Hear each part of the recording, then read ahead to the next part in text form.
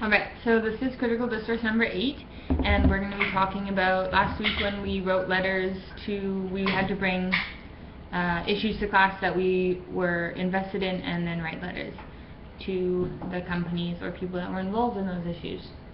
I found it actually really easy because I have written letters before and I have made phone calls to like BC Transit.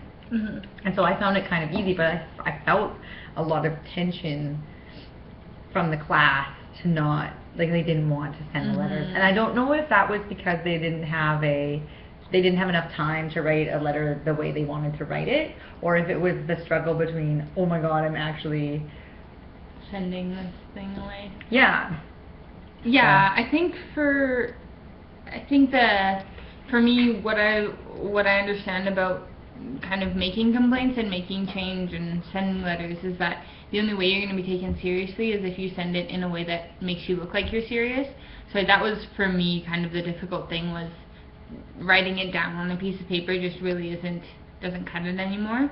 You have to have like an official letterhead, almost like a letterhead, and then state what you want to say, and then sign it off, and then email it. I think it's...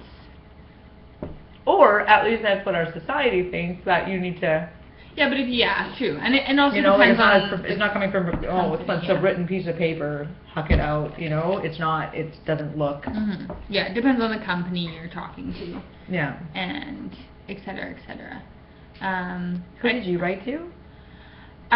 Well, I didn't send it, but I was interested in that debate between SFU and the Supreme Court of BC and Trinity Western. Right. And I was a little bit afraid. I didn't realize it until he asked me what I was writing about, but I realized that it could be offensive to some people in terms of the religious aspect of it. But I do still support the decision that they made. I think that was really important. But I think that the whole process of writing letters, and I think the really cool thing is when you get letters back, because it's like an acknowledgement of what you wrote. Yeah. Like, I know that this is not really on topic, but if you write letters to Robert Munch, like if as a class you write letters to Robert Munch, every set of letters he gets, he responds to, and he sends back like a package or something.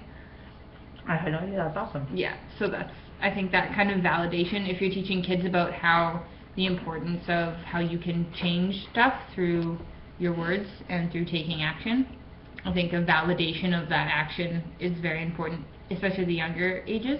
Well, it's the acknowledgement that you're being heard, right? And that's huge. Actually, for my this letter kind of thing that we wrote in class actually really inspired me for our environmental education. And how, you know, we were always saying we need to do our part, and I mean, it's kind of started to make me think about how we can get our students to do their part. And so part of my triptych that I made, like part of my educational plan and, you know, rationale, is that they will at the end look at our community, kind of what David got us to do, and like look at who is impacting our environment, and then as a class we could write a letter, like brainstorm ideas, and then write... Like thinking critically. Thinking critically, yeah, and and actually write a letter from a classroom. And it doesn't matter if it was inside the school or if it was whatever, but it's kind of initiating change and showing the students that they have the power to do that. So yeah, I think it's just important that we've lost our voice as like as people. And well, I lost my voice. I mean, I try and think I speak strongly of things, but I guess I don't really take the action after talking about it. And I think so these letters, it's important to do something about it. I mean, aggravate me enough, ruffle my feathers enough, and yeah, I'm going to phone BC Transit because they pass me every day, but that's also just affecting me. I'm only writing a letter that's about affecting me.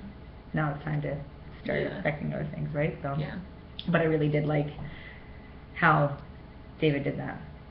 Yeah, it's definitely a good exercise, and it helps us think critically about the communities we live in. I'm doing something about what's happening in them. Taking action. Yeah, and actually, you know, when you were saying about the response, Todd actually gave me a really, really great response, and he was like, you know what, Jayne, I never even thought about that. And he said, you know, it's really important that you, in the lifeguard stand, station do have a recycling, and he's like, it is something I want to promote, and he said, but it is really good for the public to have a place to throw their things as well, because it's showing them, like, it's teaching them to be environmentally responsible. And I'm like, yeah, that's what Crystal Pool is supposed to do, health and wellness, you know, and part of health and wellness is keeping a healthy community, and that's by composting. So I think he's going to put something into action. At least he said he was. So I'll just keep following up on that. Go Jayne! Response Anyway. to action. Love it. Action for action. I know. Anyways, I thought that was great. So that's our discourse on the letters.